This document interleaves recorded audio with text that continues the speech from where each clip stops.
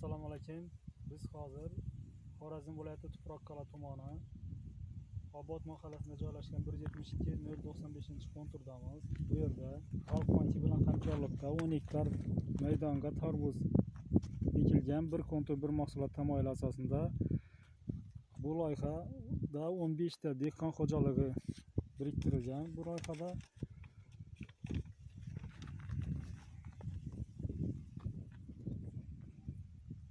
bu yerda ekilayotgan tarvuz mahsulotlari zamonaviy usulda yetishtirilmoqda. Hozirda bu ekinlar yetishib pishish arafasida.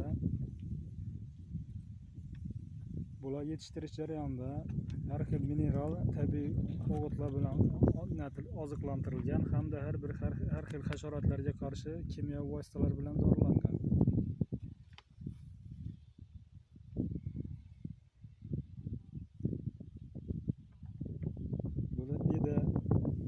Ushbu loyihada 15 ta dehqon xo'jaliklari bular har birini o'rtacha 0,6 gektardan yer maydon to'g'ri keladi. Loyihani amalga oshirish uchun lider tadbirkor Matyak Qodir firma xo'jaligi biriktirilgan. Ushbu loyiha bo'yicha har bir gektardan 35 tonnadan jami 350 tonna hosil olish rejalashtirilgan. Bunda har bir dehqon xo'jaligidan o'rtacha 50-55 million so'mdan daromad olish rejalashtirilmoqda.